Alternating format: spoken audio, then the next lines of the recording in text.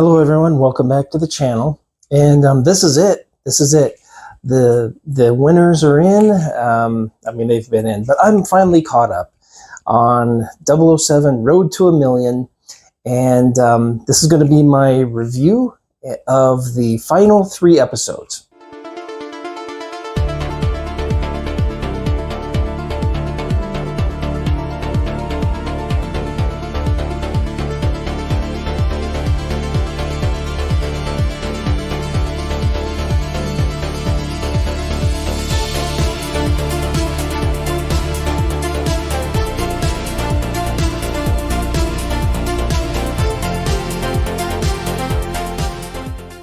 I know who the winner is, but I'm not going to do any spoilers in here. I'm not going to give away, I'm going to try not to give away, anyway, too much information. Just kind of, the review of the episodes and, how I felt they went. Kind of maybe the flow. How was the flow and some of the fun items of the episodes. I will say this, however, from episode 6 through 8, there's some fun stuff, some high points and that, but I feel like the energy kind of starts to drop from how the whole first half of this season's been going, because it was going really strong. I feel like it dropped off a little bit, but anyway, episode 6, Day of the Dead. We are in Mexico City. There's 4 pairs remaining at this point, and they are in full costume, like in the opening of Spectre. So that was pretty cool to see. And the Mexico City, the scene, the Day of the Dead, that they're kind of like reenacting that whole celebration that was in the beginning of the movie. Now this was a little interesting. So we have 4 pairs remaining. So 2 pairs on each side. They actually have to team up with another pair for the challenge. So yeah, it's 2 teams of 4, and then a member from each of those teams. They're both handcuffed to a briefcase. So you've got 2 together, 1 from each team, and in order for them to win, they have to find the key amongst all the people, amongst all the celebration that's going on. They have to track down the key. There's clues along the way. So they have to make their way through everything from clue to clue to clue to the key. And then basically, yeah, you could kind of tell that whichever set of pairs doesn't get there and get the key, they've lost. So one of the nice things was Day of the Dead. You've got the music, of course, from Spectre. And then some other throwbacks. There's a lot of Bond visuals in this one. There's a password from Casino Royale. And but I can also tell you this. During this challenge specifically, I'm sitting there watching it and I'm just like, oh my goodness, there is definitely one team member. If I ever had to be with somebody in a high stress situation, I wouldn't want one of these team members with me. He would drive me nuts. And so I could definitely tell that from this episode. There's not anything in the way of stunts for this. It's really more of a scavenger hunt type episode. Now, what was really cool in this episode, the rooftop from the beginning of Spectre comes into play. So that was exciting to see. You remember when Bond, he exits that one hotel room and just starts walking across the rooftop. That comes into play here. And we get some really good visuals of that. The losers, then, so you've got these teams that, they were working together to try to win this task. Now they have to compete against each other to survive. So a bit of a twist on that one. Oh, yeah, I made a note on here and I was having a hard time deciphering what I meant, but now I remember. So remember at the beginning of Spectre, there was this Spanish music just playing just for a few moments in the background.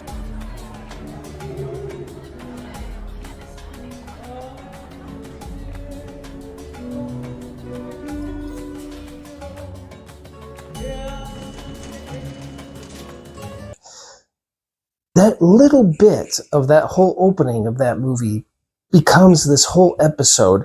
There's a story behind that music, and it becomes a pivotal part of the final trivia question.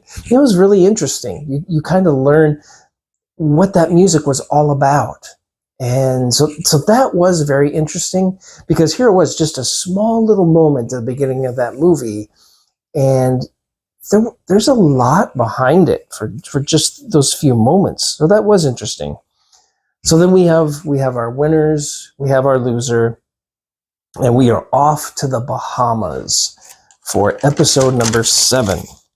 So episode number 7 is in the Bahamas, and as we're coming in, the camera is zooming in, and you're coming in over the water, and you've got that beautiful blue water from the Bahamas. They do mention that it's Nassau, and the music from Casino Royale, the beach music when Bond is on the beach. That beach music from Casino Royale is playing. And but very quickly we see that we are out at sea and going to a dive site. And so very much of this episode, I would say probably at least 70% of this episode is dedicated to extensive underwater footage. There's a lot of underwater footage on this one. It is fun. Last team to finish is going to be out, and they have to go down to this dive site, to this sunken boat. It's real too. Go down there, retrieve a box that's going to have their questions. So they got to retrieve the box, bring it up, get back to shore, answer the questions on the computer in the box. And when they first dive into the water, you hear the Thunderball music of when Bond jumps into the water for his first time. So that was fun.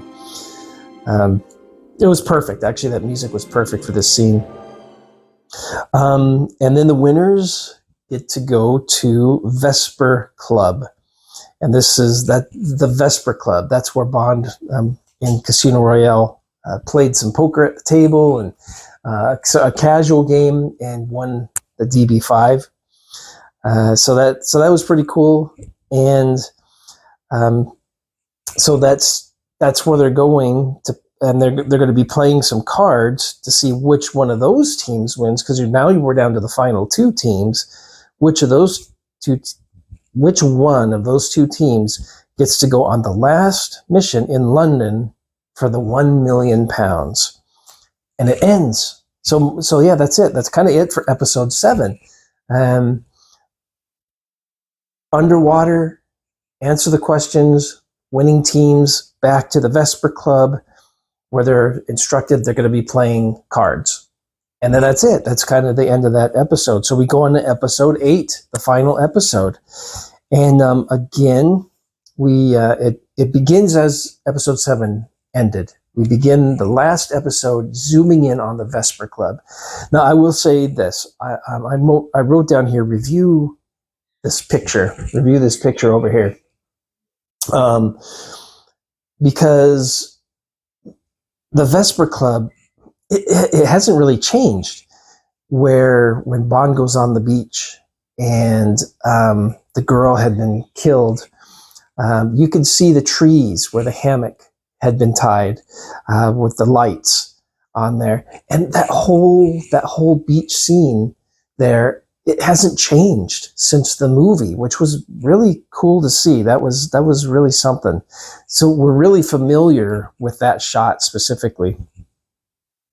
And then, so there's a bit of dialogue between the 2 teams. We see that then they're called to the card table. So this is where I'm not the biggest fan of some of these parts of the finale of the last episode. I wasn't a fan of this card game. It turns into another bluffing game. Do we have this? Do we not have this? Where is it? And it's the 2 teams bluffing against each other. For me, bluffing or not, are you a good read on people or not? It still just comes down to a 50-50 guessing game. And I wish there was a little more skill involved in that. I know it's geared towards, well, Bond played poker and he'd have to read people and that, but there was still some skill involved in the poker game. And having to play, getting the right cards and things like that. This kind of took that out of the equation and just goes to well, can you read people? And then you get a 50-50 guess at something. It was also very long and drawn out. I felt like they could have probably done a lot shorter on that. But that's kind of where these final episodes kind of did dip down in the excitement or suspense area, because we had all these really cool locations and all these really amazing stunts and dealing with heights and all kinds of stuff going on. To now, it was a little less climatic, a little less exciting. But I will say it was the final two probably most deserving teams that were sitting at the table in the end. Most deserving for everything they had been through through the series. And then you get a little bit of music there from Diamonds Are Forever as they're leaving the table as well. And we know who the final team is. That's going to be going back to London for the final mission. So they're going back to London. And so I also was not the biggest fan of the final mission, because I'm thinking, okay, I'm waiting for a mission, something that they're going to go on, another task that they've got to perform. It's going to be timed or something. That's what got everybody to that point, was going on these missions. This isn't a mission, really. So the final team, they're split up. They're presented with 5 items. They're presented with a question. Which item presents the single most important part of their journey for both of them? So they're split up. They can't see each other. They can't talk to each other. They're looking at these 5 items representing 5 different stages of the competition. In order for them to win the £1 million, they each have to pick the exact same item. So again, this is a 1 in 5 chance, kind of a multiple choice question. No task involved, just a 1 in 5 shot, kind of like that 50-50 shot, just kind of chance really on this. And I was feeling like, well, if you were listening to a previous episode, the answer to that question was already given. And so I kind of knew already kind of which item should have been picked. So I'm not going to give away much more than that.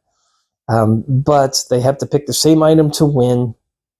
And of course, though, as they're sitting there talking about all the items, it's the perfect opportunity for a recap montage where they go over all the different legs of the journey. You've gotten to see in this episode how all these other teams were eliminated along the way. So kind of, the remembrance board is on there. It felt a little anticlimactic because, again, it was just a game of chance rather than them being able to really do something to win it. And then, so then, of course, you find out, do they win? Do they lose? And I'm not going to give that away. They do get to drive off in the Aston Martin, but it's the different one. It's the Aston Martin from The Living Daylights. That's the one that they get to drive away in and get to have fun doing that.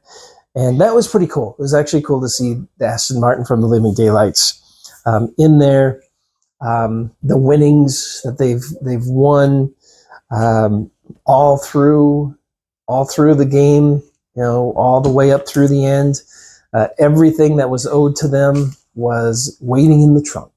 And but you'll have to see the final episode yourself to see just how much did they win exactly, if they won it all or if they didn't win it all. So that's it. That's my recap, and that's the end of season 2 of 007 Road to a Million. And it was enjoyable. It was enjoyable. Like I said, the last few episodes seemed like they dropped off a little bit. But the footage, it's all fun.